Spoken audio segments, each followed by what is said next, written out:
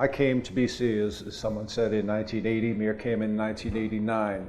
We both happened to be working in the same office when Mir came on board.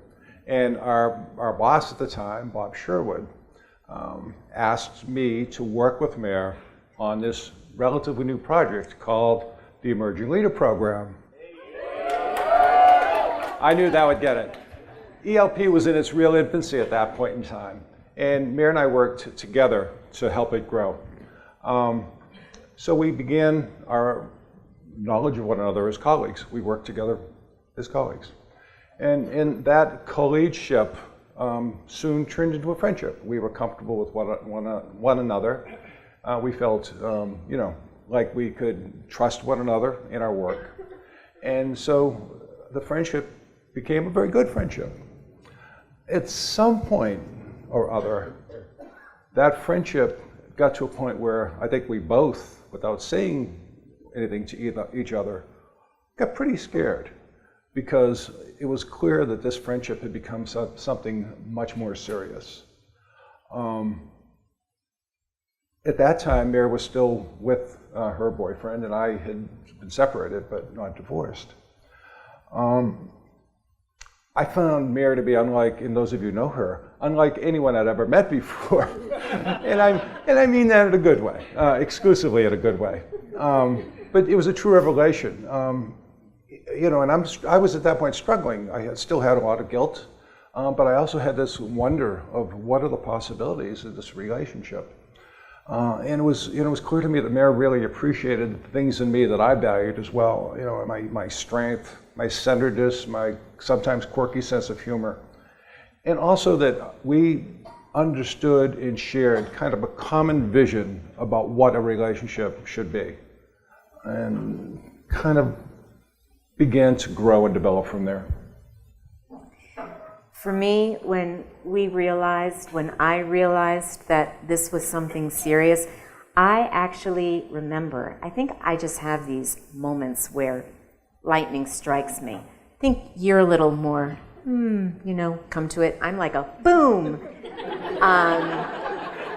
And it was a boom as our offices were in McElroy on the first floor. I was walking up to the second floor to the faculty dining room, and I sat in that stairwell, and nobody else was there. I sat down on a stair. I put my head on my head, and I just said, "Oh my God, I think that I really care about this man."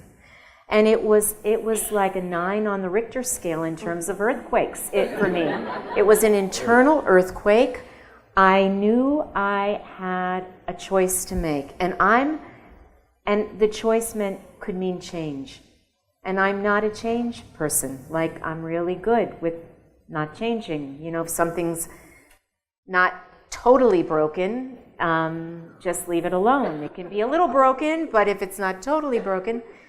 And for me, it was this moment where I had to decide, am I going to stay in this relationship with this man that I really do love, but it's like putting, square pegs in round holes, so to speak?